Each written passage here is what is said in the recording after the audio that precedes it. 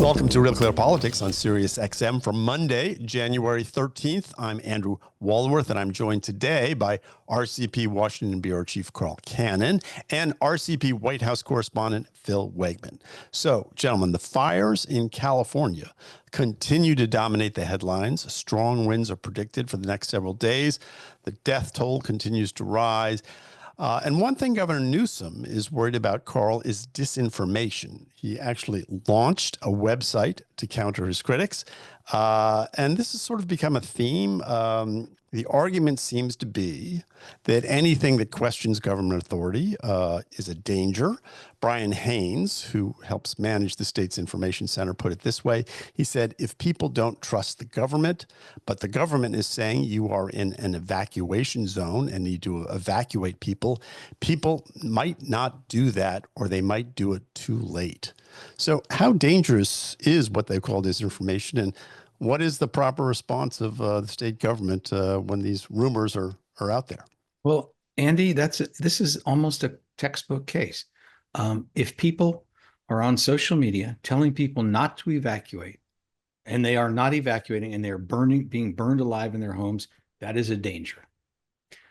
We don't have evidence that that's actually what's happened, but that's what the authorities in California, the Democrats who run the state, are trying to get you to think about and believe. I personally think that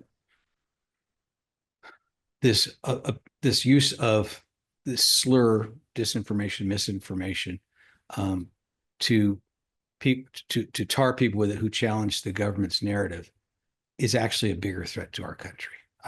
That's my own view, and I don't quite. I think the Democrats have, I've said this before, lost the plot here a little bit.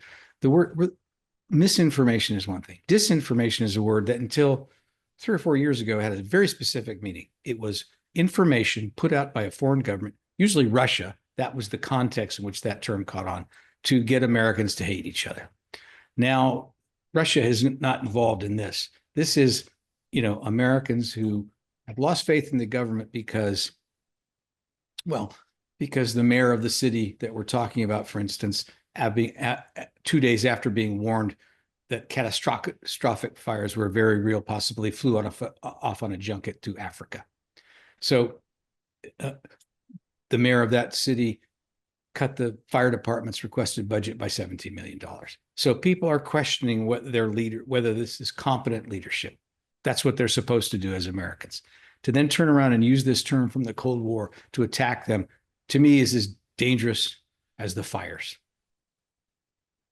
Well, Phil, governor says it's a hurricane strength disinformation that they're facing, implying that it's worse somehow now, or in this situation than maybe in the past, and that the threat is kind of rising. I mean, is that, to his point, with social media, you do have a lot more information, a lot quicker. Some of that is reporting that comes out that turns out to be false. Some of that is people who, maybe are putting out just simple mistruths in order to damage the governor and his fellow Democrats out there. So how do you view it? Is this something we should be worried about? It strikes me as interesting that Governor Newsom is experiencing this very real world emergency at a moment when both Twitter and now Facebook have turned the page on the old fact-checking regimes. And I think that the lesson that we've learned in the last half decade is, speaking of reservoirs, this one metaphorical, there's only so much public trust. And you can only go to the public so many times and say, this is what is really going on, and then get it wrong and have the public still believe you. There are a lot of questions about this wildfire, about management, not just there in LA, but also statewide.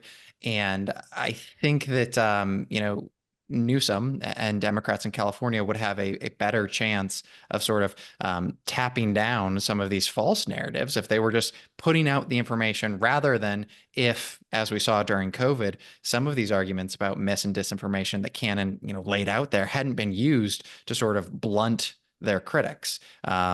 And, we'll see on the other end of this if this is sort of the final moment, the final gasp at this sort of misinformation, disinformation regime, where clearly, people in positions of power are using this charge just to, avoid criticism. Yeah, well, Andy, and Phil's point is right. And remember this term is used to criticize and attack and silence and marginalize people, including Dr. Jay Bhattacharya, who was a professor at Stanford, who raised questions about the government's response to COVID. They didn't say that, that it was manufactured in a lab to kill us. They said the original complaint was, we think these lockdowns are harmful to children. We think the government's response is going to hurt the society in other ways. That turned out to not be misinformation or disinformation. It turned out to be the truth. And so you'd think there would be a little more modesty on the part of people who are on the wrong side of some of these arguments. And to remember that nobody in government, nobody in the world has a monopoly on the truth. But having said that, wild rumors in times of wartime, in times of natural disaster, are commonplace. I think they are frustrating to first responders and people trying to save lives. So, we shouldn't go too far on the other side and say, look, these people don't have a right to be frustrated with things that are being said that are not true and not helpful. Right. For like one of the ones that people have pointed to is in particular is Alex Jones, who has written that that LA has donated so much equipment to the Ukraine, right, that the firefighters were reduced to using women's purses in order to carry water to put out the fire. Now, here's the thing that gets me. That on its surface is so wildly crazy. Now, there's a kernel of truth to it. I did check that out. Well, there was a thing on Twitter, They did right? donate in 2022. They did donate some money to Ukraine from the LA Fire Department. Not just money, old equipment. Old equipment, right. Yeah. So, there's like with a lot of these things, there's a little bit of something there. But to point to that and say, see, people, this is the danger. The danger is that someone like this gets on social media and says something so outlandish that we should somehow curtail speech or cut it back.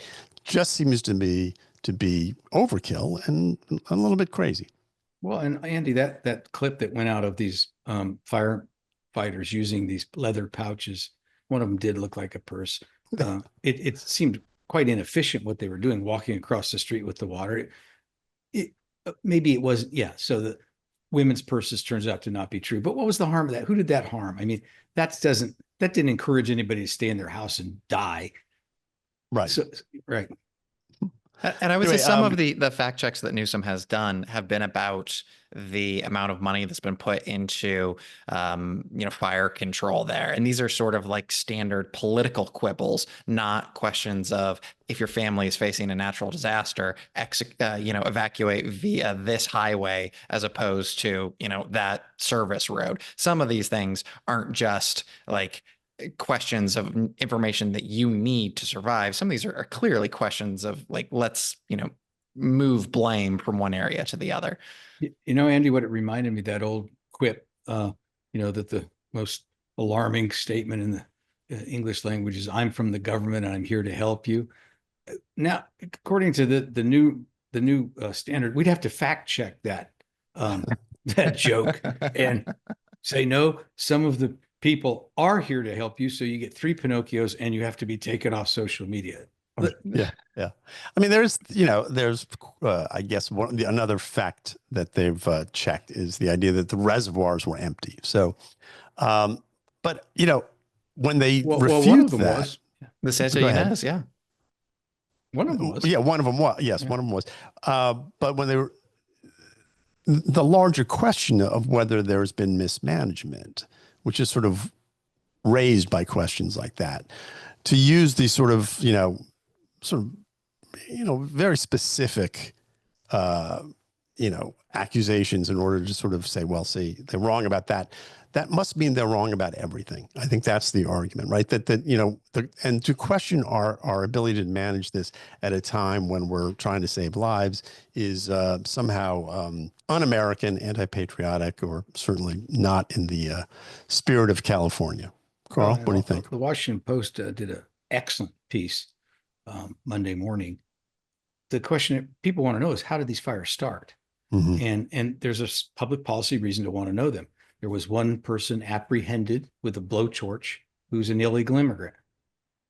He was arrested. Citizen's arrest, the cops came and got him. We don't know that he started this fire, but he was in the vicinity of a fire. Washington Post concentrated on the Palisades fire. And on New Year's Eve, people were firing fireworks in the Santa Monica Hills, the mountains, but they're not supposed to do. And there was a fire, and the fire department responded quickly, put it out. But now the thought is they hadn't put it out all the way, and this smoldered for a week or more, which can happen. And the public policy question is, okay, why didn't the fire department, when these winds start, go back up? Because they know this. It's on their website that these embers can burn. Why didn't they go up and make sure that fire was out? These are questions that should be asked. And the Washington Post, which is not, accused of disinformation and not a mega organization, raised an issue that frankly kind of shocking. So look, we should do the reporting. We should let the reporting speak for itself. We should tell the politicians who want us to censor us, we should just politely tell them no. All right. Well, on that note, we're going to leave it there. Hey, you're listening to Real Clear Politics on Sirius XM. I'm Andrew Walworth. I'm here with Phil Wegmann and Carl Cannon. When we come back, we're going to talk about things a little closer to Washington, D.C., so don't go away. Welcome back to Real Clear Politics on Sirius XM. I'm Andrew Walworth, and I'm here with Phil Wegmann and Carl Cannon. And Phil, here in Washington, D.C., there are 13 different Trump nominees who will appear before Senate committees to start their confirmation hearings this week. Tuesday, all eyes will be on Pete Hegseth, who was nominated, of course, to be Secretary of Defense. What's at stake here, and what obstacles do you think he'll face? Pete Hegseth is Donald Trump's guy. He wants him at DOD because he's of the opinion that the Pentagon has shifted too far left, and Hegseth, in the president-elect's mind, is the man to fix it. Obviously, there's been quite a bit of reporting about his extracurricular activities, questioning his fitness and judgment for this role. But what we've seen from Hegseth thus far is that the dress rehearsal has not been deadly. He survived where Matt Gaetz, Trump's initial nominee for Attorney General, faltered. And he has sort of held his own by refusing to go away, by sort of offering a rebuttal to every single accusation. Just today, you had Alabama Senator Tommy Tuberville rallying with more than 100 veterans and Navy SEALs on behalf of Hegseth, arguing that he's the man for the job. But what I'm really curious about is, will Hegseth be ready to meet the moment? We already know that Minority Leader Chuck Schumer has told Democrats that he is welcoming of all fireworks in committee. He wants them to go whole hog after this guy. But Hegseth, he's not a wilting lily. I mean, this guy, before he resigned from Fox News, was doing 8 to 10 hours of live television every single week. This is also someone who's, served and has a, pretty impressive Ivy League education. I think he's going to be able to give as good as he gets. And this might be the big clash when it comes to the cabinet confirmation saga. Carl, are you surprised that, because it looked for a while there like he was in real trouble, but he seems to have come back. And as Phil says, I mean, he's going into the hearing, and usually, and the one guy who went into hearing and didn't come out the other side so well, that was John Tower. But usually, if you get to this point, you're going to get through, even if you get bruised in the hearings. Yeah, yes, but these are new times. The Democrats are going to want a scalp or two. I think Pete Hegseth, to Phil's point, he's got an impressive resume. An Ivy League education, sure, and he's a combat veteran. He's got the medals. He's a mid-level officer in the U.S. military, and he's charismatic, handsome, projectable. He's certainly not going to be camera shy, or there's nothing in those hearings that's going to intimidate him. But but he has no executive experience of any kind, really. And it's one of the biggest agencies in the world. And he's going to be asked very pointed questions about his drinking. And my guess is, no matter how well you rehearse those answers, no matter how well you think you have the answer that's going to carry the day, we learn with John Tower, that's not always the case. If he basically says, I don't have a drinking problem, but I'll quit drinking if I get this job, this thing could snowball. So more than any hearing in recent years, I mean, maybe Brett Kavanaugh, but how he performs, how he comports himself, to me, will determine whether or not he's confirmed. And I think the key component here is the Kavanaugh comparison. Republicans have been radicalized since that Judiciary Committee hearing. They think that Democrats are playing by a different set of rules, that the Democrats are the ones who are willing to play hardball. And I was speaking with Senator Lindsey Graham earlier in the year. The Kavanaugh comparison did not come up, but what he said is, if you look at the Senate, we're going to have enough votes. Anyone that Trump wants, he's going to get. They have 53 Republican senators. That means that they can lose 3, and then Vice President Vance can be the tiebreaker. But we'll see, just how far, the Trump mandate extends, which Republican is going to be willing to defy the president-elect. It didn't work for Iowa Senator Joni Ernst, who just expressed mild hesitation about Hegseth. So we'll see. But yeah, I mean, you've brought this point up before, Cannon, but very much we're in a different era. Yeah. Well, you mentioned Joni Ernst. Of course, she's a veteran, Republican from Iowa. She was an Army Reserve. I'm sorry, I get them confused. That's Joni. But Tammy she's Duckworth, a military veteran, right? But Tammy Duckworth, who's a Democrat, who is also a veteran, she is probably going to be his toughest critic, it seems to me. This is what she said about him earlier. She said he's managed fewer people than the manager of an Applebee's. So, Phil, it's a good line. I don't know if it's technically true, but here's the thing. Phil's point about having 53 votes. It used to be in Washington that a majority of senators of both parties would think the president-elect should get to choose his cabinet. He wants this guy. Unless there's something comes that's just simply disqualifying, you'd get, half the opposition party or more and all your own people. Those days are not, that's not the environment we're in. If the leader of the Democratic Party says we're against Hegseth, you're looking there at 45 votes out of the chute against him so. And you don't want these picks to be, affirmed on straight party line votes, because he's going to run. This is not the Republican Department of Defense; it's the Department of Defense. So, yeah, look, I've got an open mind what's going to happen, and I think that Hegseth is, for his good, for the good administration, should try and get some Democratic votes, even if he's confirmed. Phil, should we read anything into the fact that they're starting with Hegseth and not with someone like Rubio, who might have been an easier lift? That they're really sort of starting this thing. They got to get 13 of them across there's 13 for this week. But Hegseth is really sort of the main show, and it's the first one, right? And Republicans control the calendar. They could have decided to bring whoever they wanted. I think there's a sort of implicit lesson here, which is he's the heaviest lift, and after that maybe he makes it a little bit easier for RFK to get through, Tulsi Gabbard to get through. We'll see, but yeah, I mean, Marco Rubio, he is beloved in the Senate, and that's almost I think sort of a they're going to go through the motions and confirm that guy so quickly. Yeah. Carl, just looking at the sort of the cast of characters out there, which of these nominations are you keeping an eye on, and which do you think might be people? We talked about this last week. Karl Rove said that there was going to be at least one scalp. Any idea of who that might be? The toughest two to get through are going to be Tulsi Gabbard and Bobby Kennedy, in my opinion. Yeah. Phil, what do you think? Yeah, I would concur. Hegseth is sort of the big initial lift, and if Republicans can sit together and get that, maybe it's easier for Gabbard and Kennedy.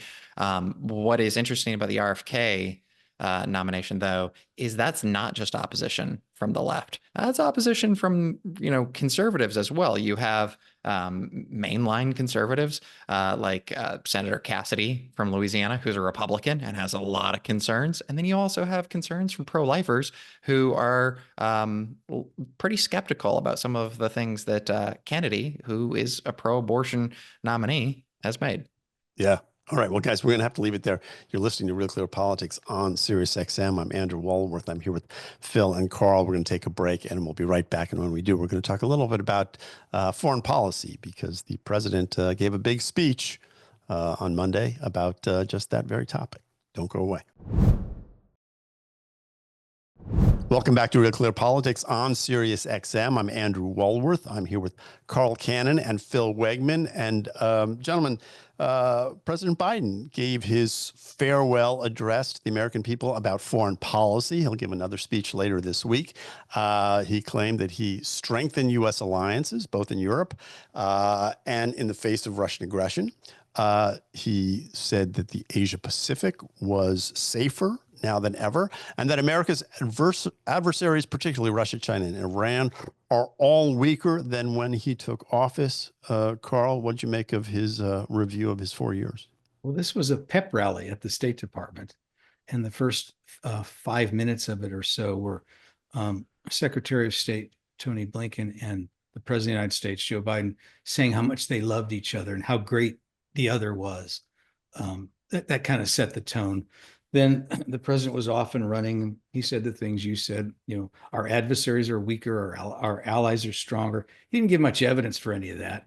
And when he got specific, he basically took credit for stuff that Israel did, not stuff that the United States did, weakening Iran. He took credit for that. He didn't say what he'd done about it. And Syria, and then he grudgingly mentioned Israel. Yeah, they had something to do with it. This tiny country fighting the whole world by itself. And then he talked about the economy, our economy, which not really foreign policy. And it was a lot of pablum, boastful pablum, though, I'll say. Right. And it was and when he mentioned Afghanistan, this was a perilous territory for him, because he, during the debate and other times of the campaign, boasted erroneously that no American serviceman or servicewoman had died while he was president, which was a real lapse and didn't get the attention it did, but it was one of the things that contributed to the perception he wasn't up to running again, and one of the reasons the Democrats shoved him aside. Well, he didn't repeat that mistake. He said that he paid homage to them, to all the servicemen who died, including those. But he said he was proud that he was the first president in some time that wasn't leaving this mess in Afghanistan to his successor.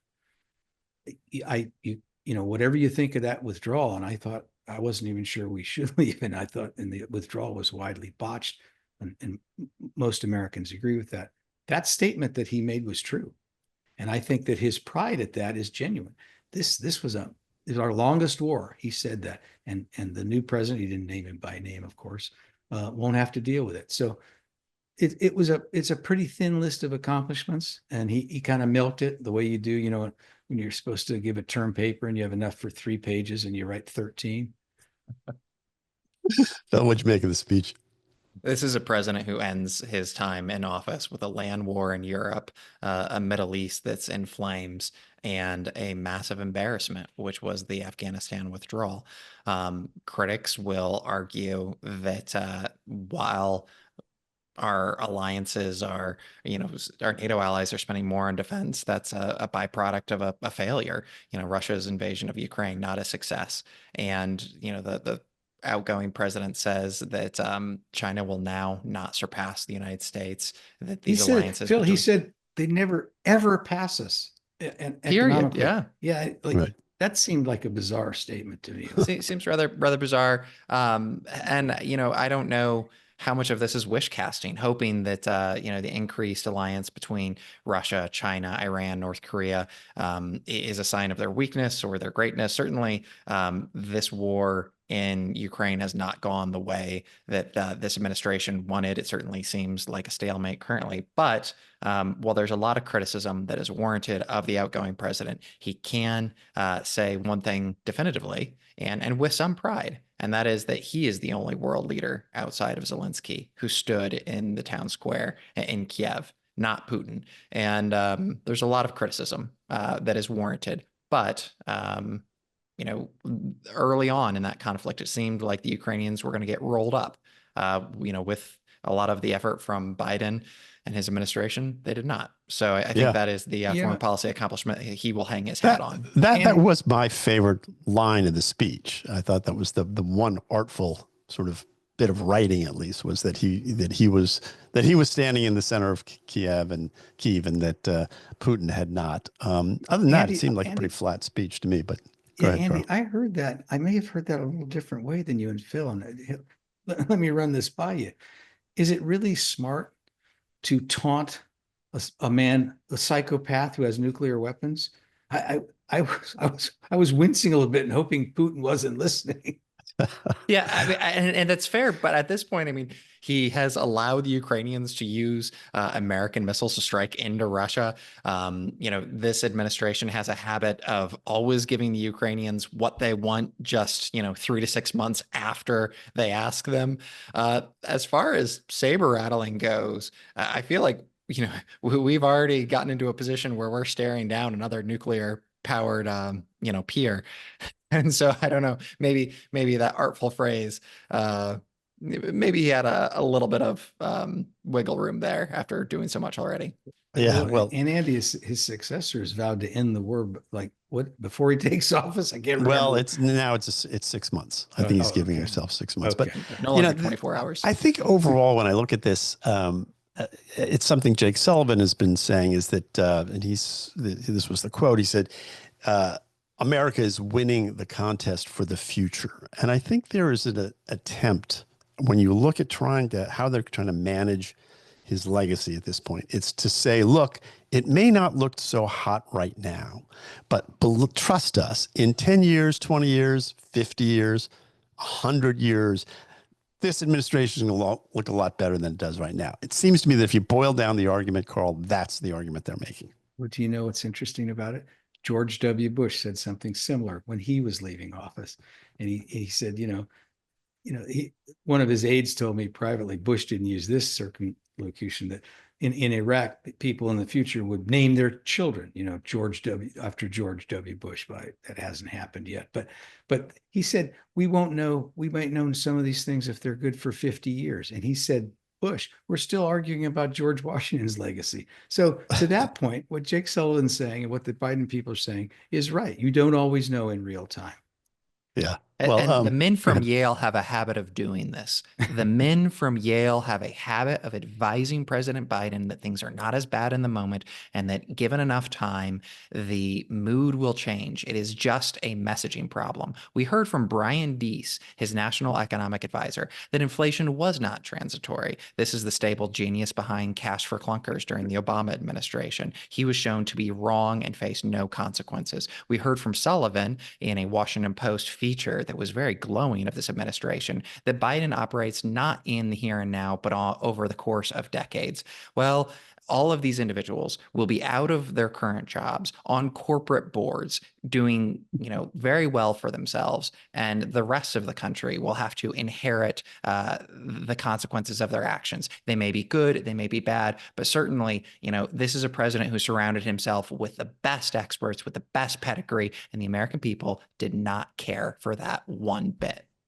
Yeah, I guess that is the ultimate test, right? I mean, the American people were able to vote thumbs up or thumbs down, and they voted thumbs down. But Carl, hey, we just have a few minutes left, but I did want to talk about this J.D. Vance, what he said over the weekend. He provided some clarity as to how the Trump administration is going to deal with pardoning the January 6th defendants. He told Fox News on Sunday, this is the quote, "If you protested peacefully on January the 6th and you've had Merrick Garland's Department of Justice treat you like a gang member, you should be pardoned. If you committed violence on that day, obviously you shouldn't be pardoned." So kind of, and I guess the idea is, I mean, he wouldn't say this if Trump wasn't behind that. So we're not going to see blanket pardons, it sounds like. Well, it sounds like a precise statement, but there's some wiggle room in there. What is violence? You know, what Donald Trump on the campaign trail, he made it sound like the people being arrested were these innocent grandmothers who had gone to hear him speak, wandered up to the Capitol. The barriers were all down. You know, they would have happily gone through mags, but there was no police presence, so they just walked through and saw there was some shouting in the Capitol and left. And the FBI hunted them down for 2 years and ruined their lives. That's sort of all right.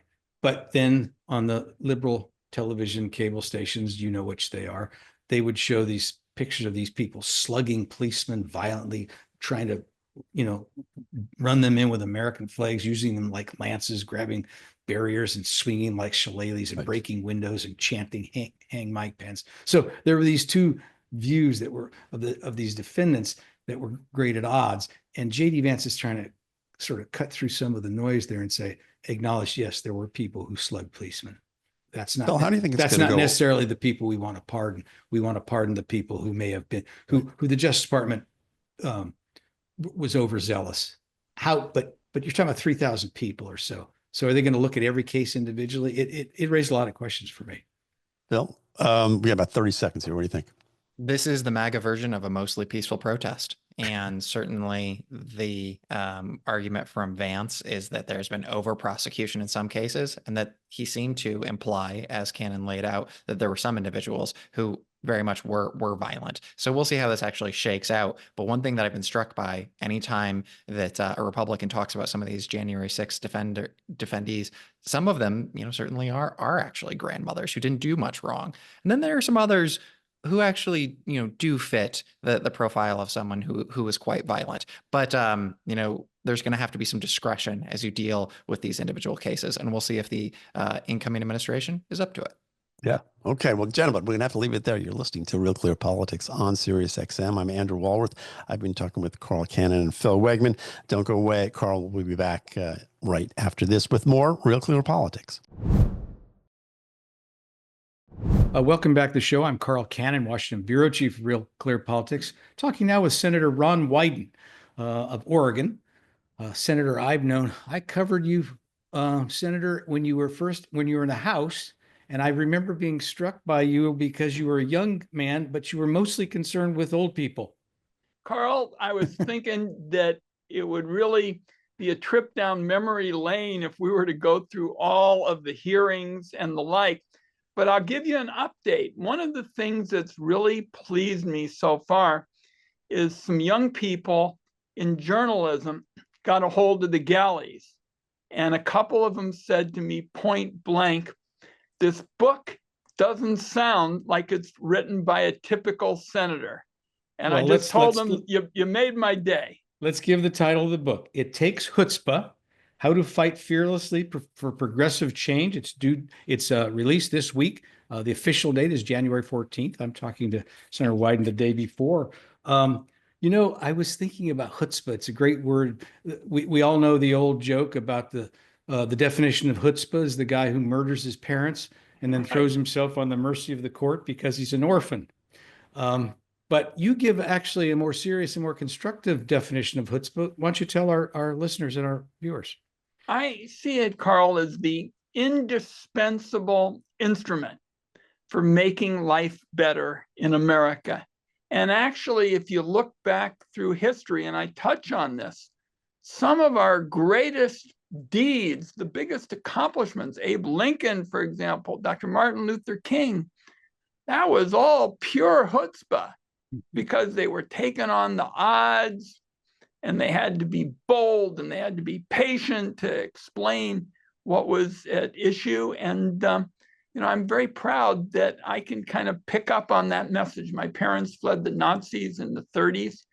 not all got out. The book is dedicated to my mom. You can see that on the front of the book because she's wearing her Army uniform. My dad was one of the famous Ritchie boys, the German kids who dropped the propaganda pamphlets on the Nazis. But I dedicated the book to my mom because it was those young Jewish women who kept telling their parents and their grandparents, you aren't taking Hitler serious enough, because a lot of them just kind of dismissed him. And because my mom and a small number of others convinced these men to get the hell out of Nazi Germany, I have a chance to be here and talk about somebody I've admired for years in journalism, Carl, because I always thought you and my dad would have liked each other. Yeah, listen, I want to ask you, the subtitle is using chutzpah to, produce change, progressive change. But when I think about the rules of it, you have 12 rules of chutzpah. I'm going to read you the first and the last one. If you want to make change, you have to make noise. All right, that sounds like chutzpah. The 12th one is political capital doesn't earn interest, and it's not worth anything if you don't spend it. I guess I was listening to that and I thought, okay, but those are interesting rules for affecting progressive change, but also just for affecting change and making a difference in the world. I would think some conservatives, you've worked with Mike Lee in the past, they would think those rules apply to them, and independents like myself. So there's a universal application to this, isn't there? What I tried to do, Carl, and your point is well taken, is to say, in this context, I'm talking about progress, moving ahead. I don't want to move backwards. For example, one of the first rules that we illustrate is mifepristone, which is the medicine that constitutes a non-surgical, alternative to an abortion. And we said, let's make the decision then on the basis of science, not politics. And here we are 20 years later having the same debate, because government, and you and I have gone through a variety of policies and evolution of them.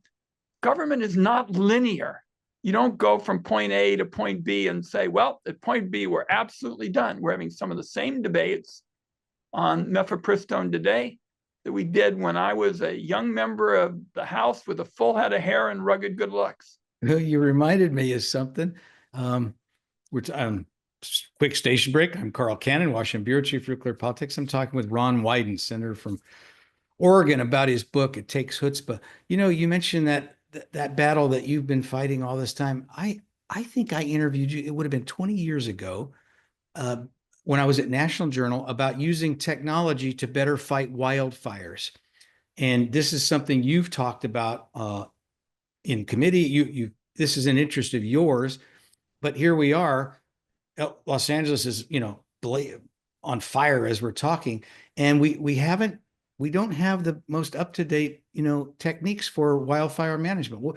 Why is it so hard to take the technology and the science that we've discovered and apply it?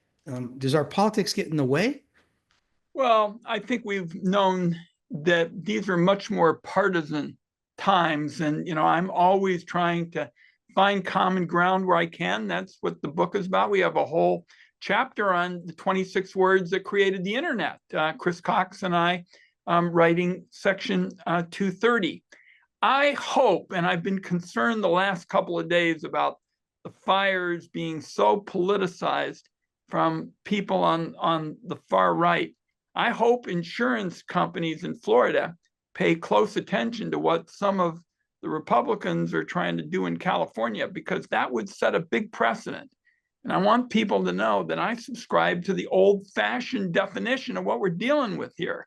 And that is that the hurricane in Florida, the tornado in the Midwest, the fires in my part of the world, they are natural disasters. Now, can we do things to help mitigate? Absolutely. And I've tried to do that in a bipartisan way with my prescribed burn bill, where for the forest, because the forest is different than the brush that they're dealing with in California, but there are some principles that are the same. The prescribed burn issue, which I have had some, luck getting support across the political spectrum. When I first introduced it, Joe Manchin was my first sponsor. And prescribed burns are technology and science driving the opportunity during cold weather or the off season to try to do these burns, clear out the dead and dying materials so that when you have a lightning strike or the heat, and I personally believe there'll be a debate among some of the people following your program. I think climate change is driving a lot of this heat and dryness. Other people have a different, view, but I wrote the biggest investment in fighting climate change in American history in 2022, the clean energy tax credits. And I think we can't ignore climate change. That I'm glad you brought that up, because conservatives like to say, "Oh, climate change, it's that's just Democrats talking." Democrats like to say, "Well, this," and they have a flat tire, they think it's climate change. But it's clear that I grew up in California. There were Santa Ana winds then. They weren't 80 miles an hour. There's something going on. And it just seems to me that Republicans and Democrats ought to be able to put aside some of these debates about the ultimate cause and say, all right, but we both agree we need to use human ingenuity to mitigate the disasters. This is what you're talking about. And Carl, you're being logical, and heaven forbid that logic should break out all over the hill. But these are not your grandfather's fires. Yeah. They're bigger, they're hotter, they're more powerful. I remember, and I'm sure you interviewed him scores of times, Mark Hatfield, our wonderful late senator. I was just a kid congressman, and he'd invite us all to his office. And, he was so thoughtful and so well respected. And he would invite us, and we'd come over in July, and he would say, "Colleagues, we are here to talk about the fire season." And we would all go, if Mark Hatfield said everybody was going to jump, we'd all go, how high? But that was the fire season for like a week in July. And now the fire season in my part of the world is year round. And we're seeing the consequences in the West.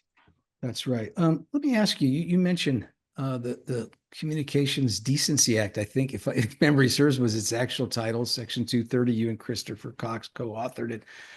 Is it time for an update? Well, and now that we could talk for an hour about that. So yeah, relating to your book. I always operate on the theory that nothing is really static and it's not permanent. I do believe that a lot of the key principles that Chris and I developed, and we were young House members, and we sat in the little area that allowed members to come and just have some quiet lunches, and said, this is going to be the beginning of writing technology policy. And I said, and Chris and I basically could finish each other's sentences for all these years. I said, what about personal responsibility? The person who posts the content should be liable for the content, not somebody who's just running the website or the blog or something like that. And so we hit it off on some of those principles. And I continued to believe, Carl, I'm a First Amendment hawk.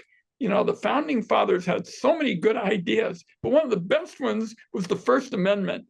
And a lot of, when I go back and do some reading on it, the founding fathers actually seemed to think that the First Amendment was more important than government. In other words, government was interesting and could be useful, but the most important thing was the First Amendment. And I look now at what Chris and I, put together, and I'm not sure a lot of voices that don't have money and power could even get out today. For example, the Me Too movement. When the Me Too movement took on all those powerful people at the studios and the networks and the like, I'm not sure they could have gotten their story out without the help on the platform we got. Does it bother you ever? And from where I see it, the Democrats, not you, but some Democrats have embraced censorship. They're not as tough on the First Amendment as they used to be. And some of this has come with Donald Trump's entrance into politics. Some of it predates that, but silencing voices, under the guise of combating misinformation, disinformation. But I'm old school on this. I'm with Tony Kennedy and Louis Brandeis, and the antidote to bad speech is good speech. And but some in your party are not there anymore, and I wonder if that troubles you. I think, Carl, censorship has broken out all across the political spectrum. And this is something that is really bedrock to my views and talking about the history of the First Amendment and the like. This is something that makes our country so special. I've now had 1,101 open to all town hall meetings at home in Oregon. Everybody can come. 1,101. Wow. 90 minutes. I don't give any speeches. If there's an issue in the news, I'll say 2 minutes worth, but we just take the questions. And I always tell people, remember, in much of the world, you can't even have an open to all town hall meeting. And in fact, if there's a town hall meeting, you better say what the government wants you to say, or they'll drag you off to some gulag or something. And yeah, free speech. And as you know, my dad was a journalist, and you know, I make sure that whenever his name comes up, I reference his book about the Bay of Pigs, where there's a picture. It's called The Bay of Pigs, The Untold Story. There's a picture of my dad and Fidel Castro on the back of the book. And Castro says, Peter Wyden knows more about it than we do. And I'm sure you remember him over covering the House and the Senate. Henry Hyde, the legendary conservative from Illinois. Believe it or not, Henry Hyde and my dad became very close friends, personal friends, over the book about the Bay of Pigs. Henry loved the book. He would call my dad up and say, Peter Wyden, he said, you know, your kid's one of these Democrats, but I love him anyway. Let me ask you about the footnote on page 36. And all right, so I'm talking to Ron Wyden, senator from Oregon, and the author of a new book himself. It Takes Chutzpah. Would it be cheeky of me to ask you if it takes chutzpah to recommend expanding the Supreme Court to 15 justices, which is what I think you do? Well, yeah, it does. But what I want was some balance, number one. And as you know, Carl, what I was trying to do, and I think this will still come up, is stage it over a number of years so that presidents of both political parties under anything resembling normal circumstances would both have a chance at. But I think the ethics issues are really serious here, and we need some reforms. Let's end on this because I've taken enough of your time, but I sure like talking to you again. Oh, let's do it again. Let me get through the upcoming period with the book and the nominations, and if it's not violating any ethics rules, I'll buy you a nosh, which is Yiddish for a small sweet. Yeah, we'll do that. Okay. Last question then. Looking ahead the next 4 years, are there areas you can work with the Trump administration? I know some Democrats are just thinking, you know, it's time to dig in and be the resistance. Other people saying, no, we need to find common ground. Where are you on this? Well, Carl, I've got a rule on it, and that is work with anybody who wants to do the right thing and help us, you know, get ahead. And, you know, you take the immigration issue. There is an opportunity here to do something that the late Ted Kennedy and George W. Bush were talking about, which is to secure the border, because we clearly have problems, and have a path to citizenship. Now, is that on the table today? Of course not. But who tried to do that and it began to make some progress? Ronald Reagan. And I think, heaven forbid, that something that showed conservatives that you were serious about border security, and that showed people across the political spectrum that there would be a pathway to citizenship for people who worked hard and played by the rules and the like, would be the kind of thing that would lend itself to, you know, to presidential leadership. And I sure hope they will. I mean, what we have so far is Mike Crapo and I, Republican, now the chair of the Finance Committee, I'm the ranking Democrat. We work so hard to get the pharmacy benefit managers, the PBMs, these middlemen, reined in. And at the end of the year, we tried to have it include in the final kind of package. Mike and I got 26 votes. The vote was 26-0, and the House and the Senate picked up on it. But then Donald Trump and Musk said, nope, they barked and it was out. And Donald Trump had actually even talked for the week before about how good it was. So I just hope that what you're talking about, which I call principled bipartisanship, not just trying to get an ideological trophy, but principled bipartisanship will have its day.